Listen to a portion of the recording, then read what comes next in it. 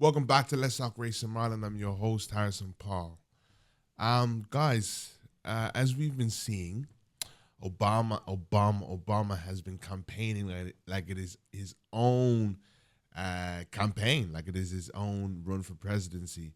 And I was just saying, having a chat with my mother about it, and we were like, listen, if Kamala wins this, she certainly has Trump, rather Obama, to thank for the work that he's done. Obama has said a few things in his in a few of those rallies and even a few of the meetings he had. I think he had a meeting with some black men recently, and I just feel like some of the things that he was saying, he hit the mark with some things he was saying, and it was conflicting for me because I was like, okay, I'm not supposed to like you, you know, but here I am. I like what you said here. You had a point, and there's been a few things I could play all of them, but I won't bother. But he's been kind of like, okay, you have a point there. Okay, you have a point there. I think there's one where he actually said, I'm seeing a lot of men at this moment think that following Trump is some sign of strength. And I really, really enjoyed that because I do think that now we have been not guilt tripped, should I say, manipulated into saying, you're soft. I had one brother in the DM telling me, oh, don't be soft, don't be soft. Like I showed him a video of Trump. He asked me, show me the proof where Trump has made insults towards people with disabilities. I showed him the two that he did, one 8 years ago and one when he said Kamala was born that way. And then he's like, oh, you're being soft, bro. You're better than this. And I'm kind of like, soft? I actually have, and I was raised well, why would you make a joke about somebody with a disability when there are people who that's their real reality, right? That's their real reality.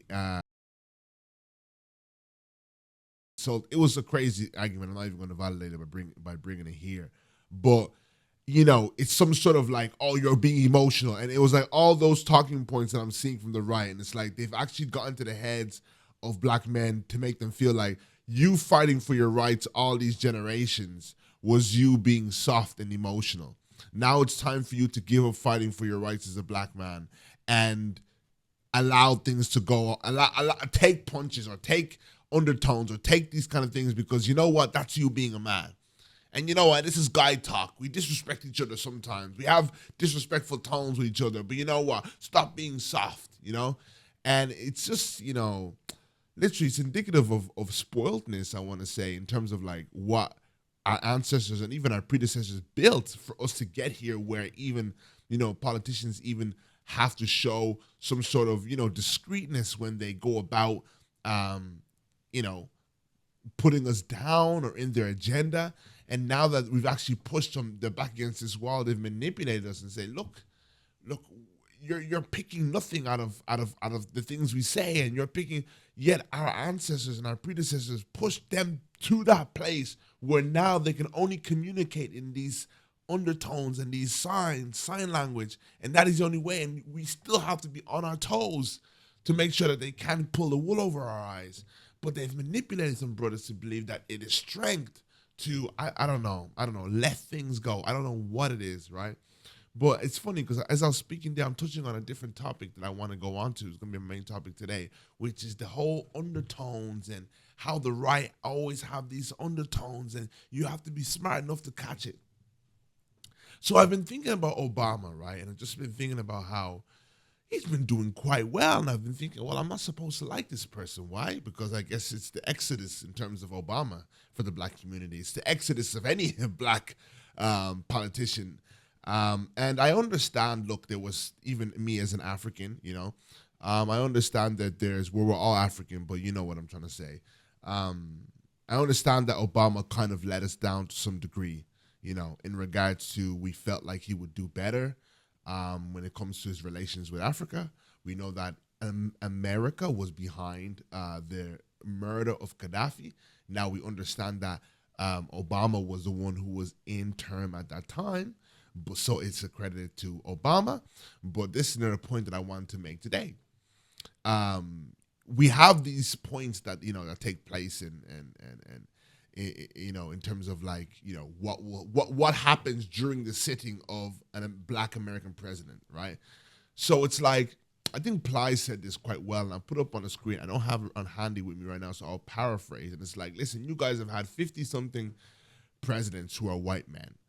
And why is it that the one time, you don't never when you've never been happy. 50% of you've never been happy after their presidency, but there's never a concept of like, you see, this is why we should never put a white man into power. What is that? And I can tell you, Plies, what that is. That's a colonized mind. That like we accredit the failure to the fact that they're black. It's the same argument as DEI.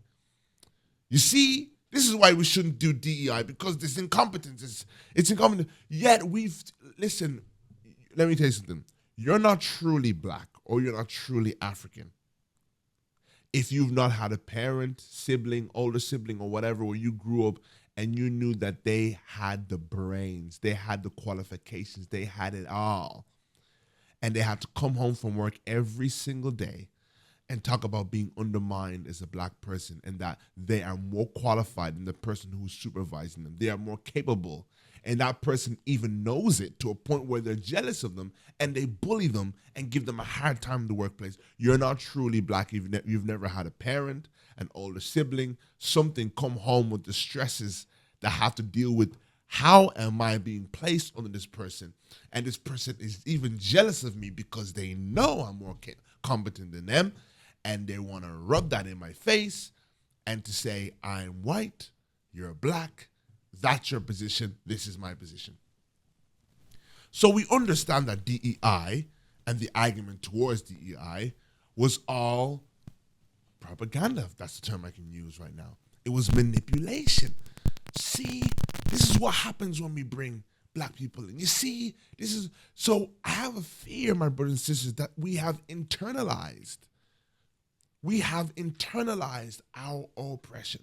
We have internalized the tone and the atmosphere towards us advancing towards the things that we worked so hard to arrive at. And now we are saying to ourselves, yes, I seen Byron, the Congressman Byron, who yesterday he was on the Breakfast Club, and he was like, I don't believe in DEI, And we ourselves think it's tough to say, no, give me back give me back that struggle that yes, I can admit to some degree there were hurdles that were for me, but don't give me DEI. Let me fight through that. So there's 50-something presidents, but why is it when the black one comes in, you see, this is what happens when you put a black man in. That's basically where you're at, guys. That's basically where you're at. So I had to sit with myself and ask myself, why is it, guys, that the right wing is better than us? The right wing is far better than us. That is why they get things done. You think that they get things done because they're professional, they're more competent. I don't know, there must be an Uncle Ruckus now watching this video saying they do things better than us. No, they don't nitpick themselves the way we nitpick ourselves. They don't nitpick themselves the way we nitpick ourselves. Like I just said there, we all know a relative who was way more competent than the person who was sitting over them, and it was purely because of their skin that put them there. Is that not DEI? My brothers and sisters, is that not DEI? I'm asking today, is that not DEI?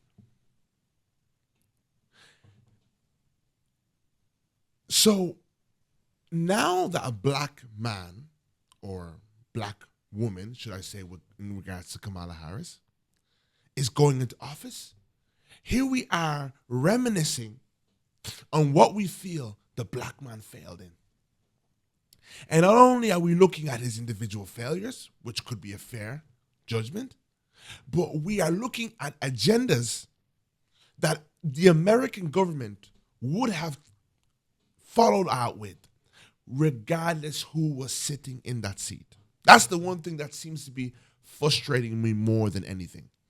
That we are naive enough to think, for those who are believing in the rise of a genocide, and bear in mind, can I tell you out there who's listening to me, I'm an African. So I understand that you may try guilt trip me of you don't care about what's happening in Gaza. Let me tell you something, my brothers and sisters. America has been terrorizing Africa for the longest, and this is something that we don't have to go head to head and prove. So, if you don't think I'm caring about your people, at least think I'll be caring about my own people. But this journey of caring about my own people before this situation with Gaza took place made me understand something.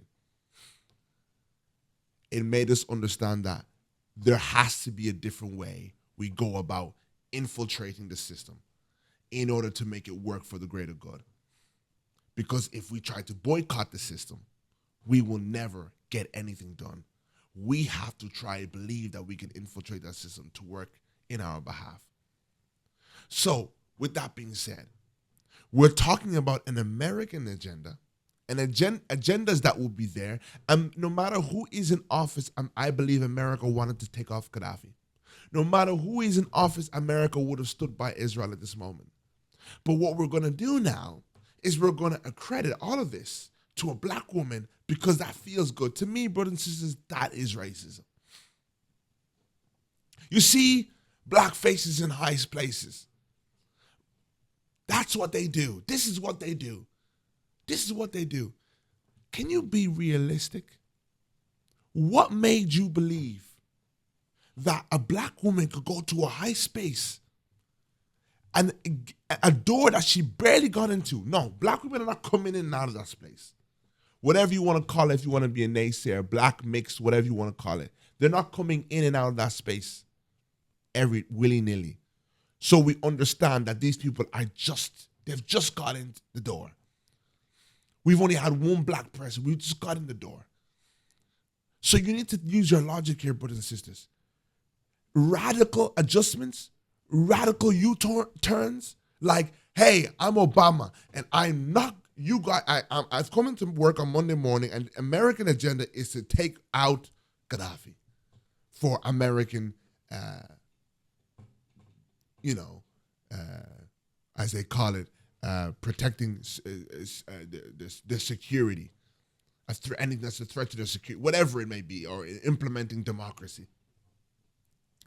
And then I'm the first black man that's come in, and I'm going to completely upend everything and do the opposite of what the orders have been given to me. I'm the first black woman that's ever a vice president, if you're a naysayer, first mixed, whatever you want to call it, first person of color that's ever in the president. And guess what? I'm going to break every rule here. I'm going to break every rule here. And I've mentioned this earlier in the episode, and I'm going to say this again. This is why the right wing are better than us. If this is confusing, I've said a few things right now. Maybe I'm overly excited. Please bear with me. This is why the right wing do better than us. Because the right wing understand the meaning of the long game. They understand the meaning of an agenda. And this is why I said in one of my recent episodes, I'm beginning to study fascism. I'm beginning to study the right wing. And I appreciate so much how it's enough for them to have somebody who says undertones of racism. If it's enough for them that the BBC and the Sun and the Daily Mail have these undertones of racism. It's enough for them. They know they have to gently keep kicking the stone down the street. They're not trying to put black people back in chains tomorrow, back into slavery tomorrow. They're not rushing. But it seems that us, anybody, I don't like to call myself on the left, but I'm certainly not on the right. It seems like us who are more progressive, we want everything to be finalized today. MLK has to come back today and come in the presidency. And if it ain't MLK, then it ain't enough. Everything has to be, we're just looking for perfection. I don't get it. If everything was reversed, basically, if I was a right wing and Kamala was a right wing figure and Obama was a right wing figure, they wouldn't be upset with those people. They know this person advanced my agenda even slightly further. Don't worry, the next one will come and slam dunk it. This one alley-ooped, the next one will come and slam dunk it. Yes, we've got pressure right now. Why? Because we can't be racist out loud. So, okay, fine. We understand there's a tug of war with this battle. Right, let's get someone who will just kick it out. Then you have politicians who come in and gently. And what happened? In the UK, the Tory party just pushed it a little bit too much. They end up losing the election. Sometimes when you push your agenda too much, because you have to remember, brothers and sisters, this whole thing of the world we live in, it is not just good people in the world. There are good and bad people in the world who are all entitled to a vote. So we have to raise the consciousness of the earth and gradually adjust. It's a chess game. It's not checkers. And with this new thought process, I began to reassess everybody I of late began to demonize. It's demonizing Obama. You didn't stand for Gaddafi. And oh, you're all right. You didn't do it. And I'm realizing maybe it's with my newfound experience mixed with being black. I'm understanding like, hold on, H. You know how stubborn this world is. This world is extremely stubborn. Extremely stubborn. It's not that people don't want to be radical. It's not that people don't want to say the truth. It's not that people don't. It's that this world is so sensitive that you can't, you have to be patient.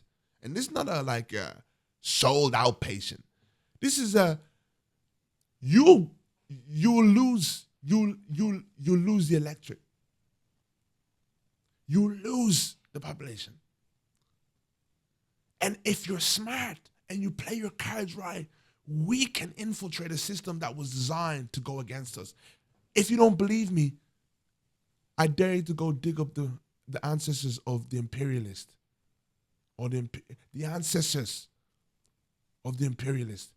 I can tell you that they never thought we'd be here. I believe in my heart and my soul, the people who got us in this mess are turning in their grave. Where do you think it's not good enough? What do you think we want more out of politicians? What do you think you're so righteous and you want perfection? I can guarantee you if you digged up Cecil Rhodes, the one who colonized Zimbabwe, I can guarantee you if you digged up King Leopold, I can guarantee you if you digged up Churchill, I can guarantee you if you digged up, I'm not too familiar with the American ones, I can guarantee if you dig them up, they're green in the face, sick. You think they're sick. They left this thing thinking, oh, there's ground, we've taken up so much ground, brothers and sisters, that there's such a possibility. And it seems that the only people who understand that more than these radical lefts is the people on the right. Elon Musk can't even help himself from trying to interfere with elections because he understands this is not the world my father was able to get the money with apartheid from. How do I make my daddy proud and bring us right back there? So I began now to judge from this angle and say, Obama, you served your time of your generation. The consciousness of where we were at a point where we needed to now abolish this theory that high places only belong to white people. And you served your time, Obama.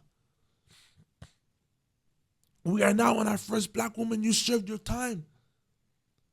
I believe what we're seeing is priming. We cannot jump and wake up and have Christ himself on the, no, it's not going to happen like that. Or what? You want a revolution? Do you plan on shooting people? Do you plan on killing people? Do you plan on getting guns? Unfortunately, we got it. I hear a lot of other theories of let's boycott the whole election altogether. Or let's do this. We've got to move with the plan. We've got to move with the plan. And I've just noticed that the right wing are far better than us at understanding an agenda. Far better than us in telling us, I won't be able to get that. But you know what? I wouldn't mind taking up this much ground. Let's just take up this much ground. But I believe sometimes us on the left, if I can say, are overly emotional. Overly emotional. I know we're protesters. We're passionate about righteousness and we protest and whatever. But you lose the game. They beat us every time because they know how to play the long game. They beat us every time. Think of even on a micro scale in the workplace. They don't come and tell that colleague you N-word. They discriminate you gently. Where black people go home scratching their heads thinking, how do I even report this as racism? Why? Because they're playing the long game. They'll gently discriminate against you. They'll gently control the news. They'll gently do all these things. So we have to understand what are those moves that we can make to take up ground. For that next place, we want to take up ground. And I'm going to give you this last example before I head off tonight. And it is Nick Fuentes. Oh, this guy's quite interesting. Nick Fuentes, right? He's losing the plot, from a right-wing perspective. And I think Nick, because apparently he knew Trump on a personal level, he probably is upset Trump is not, appealing to his friendship as much he would like. I don't know what it is. But Nick is losing the plot. Why? Because I'm thinking about it from a right-wing perspective. And Nick is messing up the game right now. Nick is messing it up for his team. And we'll play this. Let me play this. In my opinion, if you're a Catholic, you can't vote for Trump. You cannot vote for somebody who is now frequently supporting abortion rights. Frequently. It seems like every week he supports abortion. Catholics should not support Trump. If you are anti-war, you cannot support Trump. Trump is the World War III candidate. Trump is talking about wiping Iran off the map. That's where the war is going to go nuclear, not Ukraine. You can't vote for Trump. If you're an immigration restrictionist, you can't vote for Trump. They're not deporting any illegals. Okay, that's not happening. They admitted as much. And they're going to bring in more legal immigrants than ever before. And if you think there's some silver lining that we're going to get jobs in the Trump admin, maybe it's bad, but we're going to get in and fix it, think again. Because the personnel are going to be controlled by Jared Kushner. None of these people can vote for Trump. I'm calling on Catholics, anti-war supporters, immigration restrictionists, and MAGA loyalists to stay home and not vote for Trump. And if we go forward with any operations with Groyper War II from now on. So, as you can see, he's basically asking people not to vote. Is it productive from a right-wing perspective? Well, ask a mature person, Elon Musk. Ask a mature person, Elon Musk. Ask a matured right wing. It's not beneficial. Let Kamala go in. Let's pretend this is a right-wing show. Let Kamala go in. The OGs know. The OGs know already that ain't going to benefit me. There's probably some high OG white supremacists who know Trump ain't my guy no more. Trump is an entertainer, but he knows it's gonna kick it further down the street. Look at people like the Telegraph, the network or whatever you call it, journalist. The journalist. They always pushing the Trump narrative, always pushing the anti-Kamala narrative. Everybody else on the right wing seems to understand how to get their agenda. And I'll sign off on this. When you shift things culturally, you then begin to shift things systematically. They on the right love Trump because there's a culture and tone that he reintroduces. And I'll prove it to you. I told you at the beginning of this episode, there's a black brother who quite recently came to me and said to me, "Oh, prove to me you're being soft." Remember that? And one of the things in our debate that he said was in the DM, and he goes to me, I said, I want to know, what do you have to say about Trump actually, saying about Africa as a shithole country? Excuse my French. What do you have to say about that? Calling Africa a shithole. And he goes, well, he's allowed to say we are a shithole country. I said, you allow people to talk about you that way? He goes, yeah, well, we are. So we're shit. And in that moment, I wish I could just put a bottle on that, and show everyone. I'm probably getting this opportunity right now. It's like, this is why Trump is dangerous for the psyche and for culturally. Is that this black man, he's Nigerian, by the way, he's convinced that it is okay for me to be spoken about in this tone. That is the foundation to disaster. I don't care what you say about what else. Everything begins there. Our worst nightmares systematically begin there. Because if someone is able to set a culture where he can talk about you that way and you think that is okay, anything else systematically after that point is possible. Anything after that is possible. Well, like I said, moving forward, inch by inch. Because we have now set where you sit in society. We have legitimized these standards for you as a black person. And once we do that, when we introduce something, your brain has already been primed for where you belong in society. This is why I believe my job is probably one of the most powerful, which is interjecting culturally. Yes, politics is important, but I'm realizing culture. Everything is about the culture. The culture sets the tone for what's to happen next. So Obama set the tone for what's happening right now.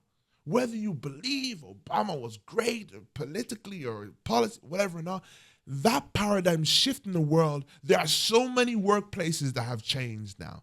There are so many black people across the world that are now comfortable in a manager's position, living at least getting their worth for their efforts and their capacity. The world has shifted now because it no longer meant a white person belongs to top spaces. This is why politics is so important. These things slowly shift. Yeah. And because people see, okay, this is where our world is going, we as a company want to keep up with that. We in a company want to spearhead that along with that. Okay, a black woman is now the president. Actually, it's about time us as a big company had a black woman as president.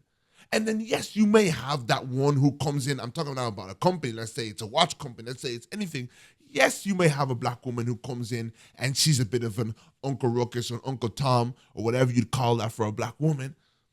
But that sets the president for the next one, the next black woman, because they're like, okay, oh no, we'll let her in. Okay, come on, give me a second. Like remember I said about sensitive. Okay, come on, we just decided we're gonna let you guys in here. We don't want that one, girl. We don't want Harrison, that one over there, the strong one. Let's give me a second. Let the coon come. Let me just take a breath. And this is not compromising, guys. This is understanding that you're in a field with people that are just not on your side. You're playing a sport. You have to play the game that is there in front of you. The same way Martin Luther played the game that was there in front of him. You think he wanted more? You think he went to his grave feeling fulfilled? You think Mandela went to his grave feeling fulfilled? But then listen, I got to do what I can. Leave it off for the next one. And that's all I can do. And look at us now eating the fruits of what they did just to push us forward. Look at the policies that are in place. Look at all the different things that we live that have enhanced our quality of life. Did they finish the job there and then? No, they didn't.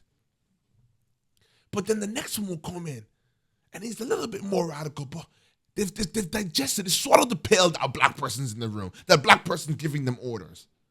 And before you know it, they've been primed, and someone comes in and changes it. And anyone who thinks that will never happen, well, I can guarantee you, and I'll say one last time before I go off this show, they never believed we would come off that plantation. They never believed we would come out of colonization. The ones before us, I know, in terms of white people, never thought we would arrive here. There's certain things that my grandfather seen that if he saw me doing today, if he saw me doing this show today, he'd be worried for his grandson. Because in the world we lived in, you could get shot and no one even blinks an eyelid about it. But now there are people who infiltrate the system, put pressure in certain areas that you can't just do certain things you could do in my grandfather's time. Do you understand what I'm saying? Long game.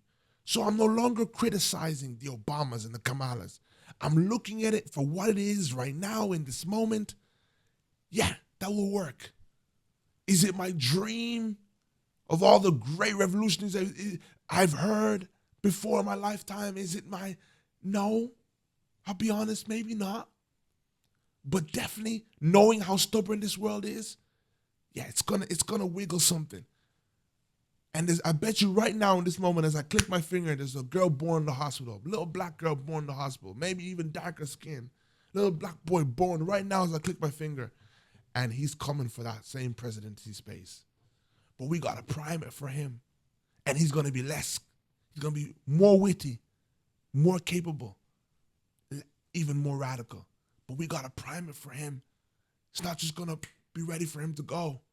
Nor do I see a revolution happening without violence anytime soon. So, inch by inch. Anyway, brothers and sisters, thank you so much for watching. Please make sure you like, share, and subscribe. And I'm on a mission for you.